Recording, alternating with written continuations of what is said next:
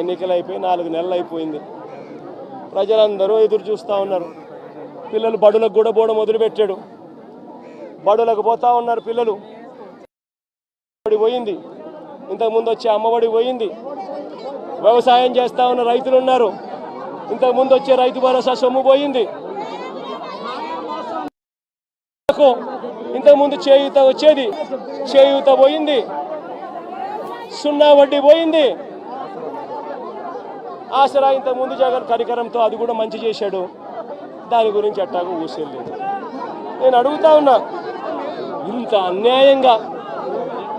అన్యాయంగా ఒకవైపున అందరినీ మోసం చేస్తూ మరోవైపున వాళ్ళ స్కూళ్ళకు వెళ్ళేటప్పుడు వాళ్ళ స్కూళ్ళల్లో వాళ్ళు తినే వాళ్ళ గోరుముద్ద ఈరోజు నిర్వీర్యమైపోయింది.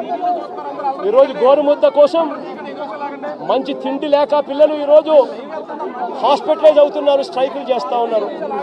గోరుముద్ద ఈ పిల్లలది గాలికి ఎగిరిపోయింది.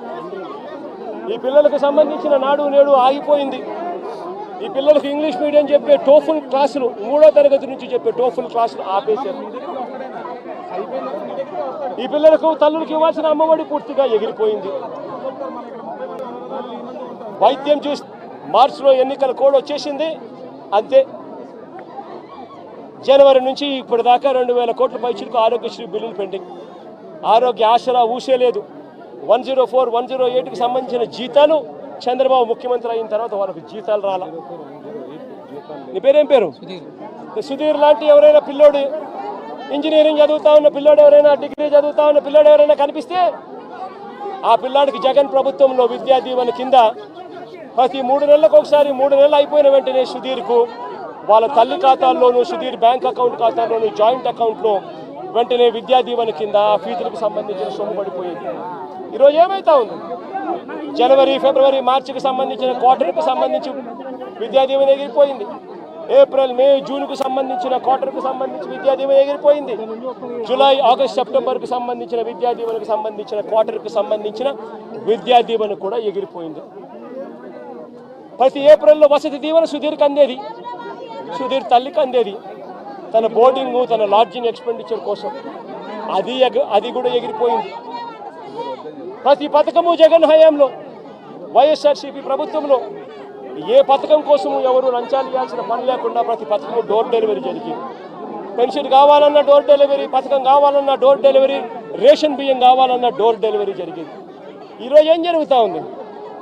ఈరోజు పెన్షన్ కావాలన్నా, ఇవ్వని పథకాలను సైతం లంచాలు తీసుకోవాలన్నా, పెన్షన్ కావాలన్నా కూడా ఈరోజు జన్మభూమి కమిటీకి సంబంధించిన, తెలుగుదేశం పార్టీకి సంబంధించిన నాయకుల ఇంట్లో సచివాలయ సిబ్బంది అక్కడికి పోయి ఆ నాయకుడు ఇంట్లో పెన్షన్లు పంచుతారు. మేము ఎందుకయ్యా తెలుగుదేశం పార్టీ నాయకుల ఇంటికి మేము ఎందుకు పోవాలి అనేవాడు 2 నెలలు అలా రాకపోతే పెన్షన్ కట్. జరుగుతూ ఉందా లేదా? నేను అడుగుతా ఉన్నా. ప్రతి విషయంలోనూ అబద్ధం. గవర్నెన్స్ పూర్తిగా గాలికి ఎగిరిపోయింది. ఈరోజు తెలుగుదేశం పార్టీకి సంబంధించిన వ్యక్తులు ఏం చేసినా కూడా పోలీసులు అడిగే పరిస్థితిలో లేరు. ఎవరైనా పోలీస్ స్టేషన్కి వెళ్ళి కేసు పెడితే చాలు, రివర్సు కేసు పెట్టిన వ్యక్తి మీద రివర్స్ కేసులు పెట్టే పరిస్థితి ఈరోజు. ఈరోజు రాష్ట్రంలో అతలాకుతలమైన పరిస్థితుల మధ్య ఈరోజు రాష్ట్రం పరిపాలన జరుగుతూ ఉంది. ఆశ్చర్యం కలిగించే విషయాలను అడుగుతా ఉన్నా. దారి పొడుగునా ఈరోజు వచ్చేటప్పుడు అడిగిన, మీ గ్రామానికి సంబంధించి వరదలో మీరంతా ముంపులో ఉన్నారు. వరుసగా మీకు ఫ్లడ్ అలర్ట్స్ ఉన్నాయి. 1వ తారీఖు నుంచి 9వ తారీఖు దాకా నీళ్లు విపరీతంగా ఉంటాయని చెప్పి తెలుసు, రిపోర్ట్లు ఉన్నాయి మీ దగ్గర. మరి వీళ్ళందరికీ కూడా రిలీఫ్ సెంటర్లకు షిఫ్ట్ చేయాలన్నా లేదా? వీళ్ళందరినీ రిలీఫ్ సెంటర్లకు షిఫ్ట్ చేయాలన్నా లేదా? అడగండి వీళ్ళందరినీ. వీళ్ళలో ఎవరినైనా ఒక్కరినైనా రిలీఫ్ సెంటర్లకు షిఫ్ట్ చేశారా? ఎవరైనా వాళ్ళందరినీ చూసుకున్నారా? ఎవరైనా వాళ్ళకు మెయిల్ చేశారా? ఇరిగేషన్ సెక్రటరీ చేయాల్సిన ఫ్లడ్ కుషన్ మేనేజ్మెంట్ చేయరు. రెవెన్యూ సెక్రటరీ చేయాల్సిన రిలీఫ్ క్యాంపులు ఏర్పాటు చేయరు. హోమ్ సెక్రటరీ చేయాల్సిన లోతట్టు ప్రాంతంలో ఉన్న షిఫ్టింగ్ చేయాల్సిన మనుషులు షిఫ్ట్ చేయరు. మరి ఏ రకంగా ఈ పరిపాలన సాగుతూ ఉంది అన్నది ఆలోచన చేయమని చెప్పి ప్రతి ఒక్కరిని కూడా విజ్ఞప్తి చేస్తూ ఉన్నా. ఇలాంటి దారుణమైన పాలన ఖచ్చితంగా పోవాలి. ప్రజలందరికీ కూడా ఈ 4 నెలల్లోనే అర్థమవుతా ఉంది. చంద్రబాబు నాయుడు గారు లాంటి అన్యాయస్తుడు తాను చేసిన మోసాలు, తాను చెప్పిన అబద్ధాలు మోసాల కింద మారుతూ ఉన్నాయి. మోసాల నుంచి ప్రజల్లో కోపం పుడుతూ ఉంది. ఆ ప్రజల కోపం పెంచుకొని ప్రజలు రోడ్ల మీదకి వచ్చి చంద్రబాబు ప్రభుత్వానికి వ్యతిరేకంగా తిరగబడే రోజు కూడా దగ్గరలో ఉంది. అది జరగకూడదు అని చంద్రబాబు నాయుడు రెడ్ బుక్ పాలన సాగిస్తూ ఉన్నా కూడా అవి ఎక్కువ రోజులు ప్రజలను అలా నిర్బంధించలేరు. ప్రజలు ఖచ్చితంగా తిరగబడతారు అని కూడా ఈ సందర్భంగా క్రాప్ ఇన్సూరెన్స్ ప్రీమియం మీరు చెప్పినట్టుగా ప్రభుత్వం కట్టలేదు, పొలాలు మునిగిపోయినాయి, ఎన్యూమరేషన్ స్టార్ట్ కాలేదు. మరి ఇన్సూరెన్స్ ప్రీమియం వస్తుందా, ఇన్సూరెన్స్ వస్తుందా రాదా? రాదు కాబట్టే కదా నేను అడిగేది. అందుకని బాధపడుతూ నేను చంద్రబాబు నాయుడు బుద్ధి ఉందా, జ్ఞానం ఉందా అని చెప్పి చంద్రబాబు నాయుడుని తిడుతున్నాను. చంద్రబాబు నాయుడు ప్రశ్నిస్తున్నాను. ఎందుకు కట్టడం లేదని అడుగుతా ఉన్నాను, ఎందుకు చేయడం లేదని అడుగుతా ఉన్నాను. ఈ క్రాప్ ఫస్ట్ దానికి చేయాలి అని అంటే ఫస్ట్ ఈ క్రాప్ చేయాలి. మీ గ్రామంలో ఈ క్రాప్ జరుగుతూ ఉందా నువ్వే చెప్పు. నీ గ్రామంలో ఈ క్రాపే జరగనప్పుడు ఇక ఏ రకంగా ఇన్సూరెన్స్ అంటే ఇన్సూరెన్స్ ఎగనామా పెడుతున్నట్టే కదా. ఈ క్రాపే జరగనప్పుడు ఇక దీనికి ఇన్పుట్ సబ్సిడీకి సంబంధించి నీకు ఏ రకంగా నీకు సొమ్మిస్తాడు?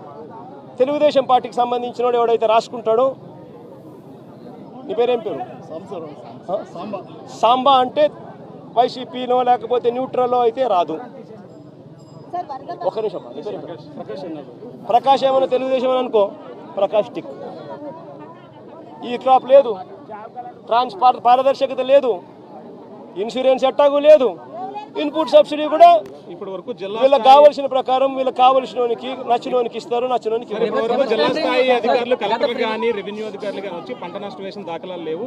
ఒక పిఠాపురం కాకినాడ నియోజకవర్గం కాదు, జిల్లానే కాదు, అటు కోనసీమలో కూడా దాదాపు 3వ వరదైనా సరే ఎక్కడ కూడా పట్టించుకోవట్లేదు అనేది ప్రజలు చెప్తున్నారు. అదే కదా చెప్తా ఉన్నా. బాని పేరేం పేరు? సత్య. అదే సత్య నేను చెప్తా ఉన్నాను. ప్రభుత్వం స్పందించడం లేదనే కదా నేను చెప్పేది. ప్రభుత్వం అంతా ఫోటోలకు పరిమితం అవుతా ఉంది. చంద్రబాబు నాయుడు అనే వ్యక్తి టోటల్గా డ్రామా ఆర్టిస్ట్ అయిపోయినాడు. మామూలుగా పవన్ కళ్యాణ్ సినిమా స్టార్, కానీ ఇక్కడ కాదు. పాపం ఆయన కొత్తగా వచ్చాడు, పాపం ఆయనకి ఏం తెలిసినట్టు లేదు. కానీ చంద్రబాబు నాయుడు పవన్ కళ్యాణ్ మించిపోయినాడు. ఆయన సినిమా ఆర్టిస్ట్ అయితే ఈయన డ్రామా ఆర్టిస్ట్. గత ప్రభుత్వ నిర్లక్ష్యం వల్ల ఏలేరు ఆధునీకరణ చేశారు. రీటెండరింగ్ పేరుతో నిధులు ప్రకటించినప్పటికీ ఎక్కడ కూడా నిధులు ఇవ్వలేదని ఆరోపిస్తున్నారు. పేరేం పేరు అన్న? అదే ప్రకాష్ నేను చెప్పేది. కనీసం మా హయాంలో 2000 వాళ్ళు Chandrababu Naidu already revise estimate చేసినాడు స్వామి 295 కోట్ల రూపాయలకు. అది ఉంది, జరుగుతూ ఉంది. మే హయాంలో దాన్ని వేగం ఎందుకు పెంచలేకపోయాము అని అంటే నిండుగా రిజర్వాయర్లు ఉన్నాయి. మోడర్నైజేషన్ ఆఫ్ కెనాల్ చేయాలి అని అంటే క్రాప్ హాలిడే ప్రకటించాలి. నిండుగా నిండు కుండల రిజర్వాయర్ ఉన్నప్పుడు ఎందుకులే హాలిడే ప్రకటించడం ఎందుకు? 14,000 క్యూసెక్స్ ఫ్లో అయ్యే మోడర్నైజేషన్ ఫ్లో అయ్యే కెనాల్లో కనీసం 10,000 అన్న పోతూ ఉన్నాయి కదా. పెద్ద నష్టం ఏం లేదులే, రెగ్యులేట్ చేసుకుంటూ పోతూ ఉంటే పెద్ద నష్టం ఉండదు. కరువు వచ్చినప్పుడు ఇంకోటి వచ్చినప్పుడు దీని గురించి హ్యాండిల్ చేయొచ్చులే అని కొద్దిగా మనం కూడా రైతుల పక్షాన రైతులకు నష్టం జరగకూడదు, క్రాప్ హాలిడే వేస్ట్ కాకూడదు, వాళ్ళకు క్రాప్ హాలిడే ఇచ్చి వాళ్ళకి ఇబ్బంది కడగకూడదు అని చెప్పి కొద్ది గొప్ప అనుకున్నంత వేగంగా చేయకపోవచ్చు. కానీ చంద్రబాబు నాయుడు హయాంలో ఎందుకు చేయలేదని అడుగుతా ఉన్నా. ఇదే 295 కోట్ల రూపాయలకి ఎస్టిమేట్లు పెంచింది చంద్రబాబే కదా. 2015 ఏప్రిల్లోనే పెంచాడు కదా. మనం పెంచినప్పుడు తన హయాంలో తనకు 2015 నుంచి 4 ఏళ్ళు తన అధికారంలో ఉంది. 4 ఏళ్ళు కరువే, రైతులకు ఈ రిజర్వాయర్లో నీళ్లు లేవు, రైతులకు పంట క్రాప్ హాలిడే ఈకపోయినా క్రాప్ హాలిడేనే. మరి ఎందుకు మోడర్నైజేషన్ చేయలేదు? స్వామి, రివర్స్ టెండరింగ్ అనేది మీకు అసలు తెలుసా? ఫస్ట్ రివర్స్ టెండరింగ్ అంటే ఏమిటో తెలుసా? నీ పేరేం పేరు? సుధీర్. రివర్స్ టెండరింగ్ అంటే ఏం తెలుసా సుధీర్? ఇప్పుడు సుధీరు, ప్రకాషు, దొరబాబు ఇట్లా అందరూ కూడా ఒక టెండర్లో పార్టిసిపేట్ చేస్తారు. టెండర్లో పార్టిసిపేట్ చేయడం కూడా ఎలా పార్టిసిపేట్ చేస్తారు తెలుసా? టెండర్ ప్రక్రియ ప్రాసెస్ ఒక రిటైర్డ్ హైకోర్టు జడ్జి దగ్గరికి ఫస్ట్ పోతుంది. రిటైర్డ్ హైకోర్టు జడ్జి ఆధ్వర్యంలో టెండర్ ప్రక్రియను ఆన్లైన్లో పెడతారు. పెట్టి, నీ పేరేం పేరు? సాంబుడా. నీ పేరేం పేరు? సాంబుడి దగ్గర నుంచి, సతీష్ దగ్గర నుంచి, నీ పేరేం పేరు తెలియదు, నందిని దగ్గర నుంచి, ఇట్లాంటి వాళ్ళు ఎవరైనా కూడా సలహాలు సూచనలు ఏమైనా ఇవ్వాలనుకుంటే ఆ జడ్జికి ఇవ్వచ్చు. ఆన్లైన్లోనే ఇస్తాడు. ఇచ్చిన తర్వాత మీ అందరి సూచనలు సలహాలు తీసుకున్న తర్వాత నియమ నిబంధనలు ఆయన ఫైనలైజ్ చేస్తాడు. ఆయన ఫైనలైజ్ చేసిన నియమ నిబంధనలు జ్యుడిషియల్ ప్రివ్యూ కమిషన్ అంటారు. జ్యుడిషియల్ ప్రివ్యూకి పంపించిన తర్వాత 100 కోట్ల రూపాయలు దాటిన ప్రతి టెండర్ను ఒక విప్లవాత్మక మార్పు చేసాం. టెండర్ల ప్రక్రియలో ఒక రెవల్యూషన్ తీసుకొచ్చాం. హైకోర్టు గవర్నమెంట్ పరిధిలో నుంచి దాన్ని తీసేసి హైకోర్టు జడ్జి, రిటైర్డ్ జడ్జి చేతిలో పెట్టాం. ఆయన ఆన్లైన్లో పెట్టి మీలాంటి వాళ్ళు ఎవరైనా కూడా అభ్యంతరాలు చెప్తే అభ్యంతరాలు కూడా తెలుసుకొని ఆయన ఫైనలైజ్ చేస్తాడు టెండర్ల ప్రక్రియలో నామ్స్. ఆ టెండర్ల ప్రక్రియలో ఆయన ఫైనలైజ్ చేసిన నామ్స్ను ఆయన చేసిన తర్వాత డిపార్ట్మెంట్ టెండర్కి పిలుస్తుంది. టెండర్లు పిలిచిన తర్వాత ఆ టెండర్లలో పేరు సుధీర్ పార్టిసిపేట్ చేస్తాడు, ప్రకాష్ పార్టిసిపేట్ చేస్తాడు, నందినమ్మ పార్టిసిపేట్ చేస్తుంది. చేసినప్పుడు సుధీరు L1గా L1 వస్తుంది. మామూలుగా అయితే సుధీర్కి రావాలి, కానీ రివర్స్ టెండరింగ్లో రాదు. సుధీర్ కోట్ చేసిన L1ను బేస్ ప్రైస్ కింద తీసుకొని మళ్ళా సుధీర్ని పిలుస్తాం, ప్రకాష్ని పిలుస్తాం, నందినమ్మని పిలుస్తాం. పిలిచి ఆక్షన్ పెడతాం. సుధీర్ ఈ మాట చెప్పినాడు, ప్రకాష్ను తగ్గుతావా అంటాం. తగ్గుతాను, ఇంత 10 రూపాయలు, నేను అప్పుడు పొరపాటు, నేను ఇంకా తగ్గిస్తాను, నేను నాకు వచ్చే అవకాశం ఉంది కాబట్టి నేను సుధీర్తో కాంపిటీషన్ వస్తాను. మళ్ళీ ఆక్షన్లో నువ్వు చెప్పొచ్చు, నందినమ్మ నేనేం తగ్గుతున్నా, నేను 85 చెప్తానని చెప్పి నందినమ్మ చెప్పొచ్చు. అప్పుడు నందినమ్మకు వస్తుంది tender. This is reverse tendering. ఈ రివర్స్ టెండరింగ్ అనేది ఒక రెవల్యూషన్. ఈ రివర్స్ టెండరింగ్ అనేది టెండర్లలో ఒక ఫిక్స్ చేసి, బిడ్స్ అన్ని ఫిక్స్ చేసి, క్వాలిఫికేషన్స్ అన్ని ఫిక్స్ చేసి, ఎవరిని పార్టిసిపేట్ చేయకోకుండా వాళ్ళందరినీ కట్టడి చేసి ప్రక్రియను పూర్తిగా ఆపేసే కార్యక్రమం రివర్స్ టెండరింగ్. ప్రధానంగా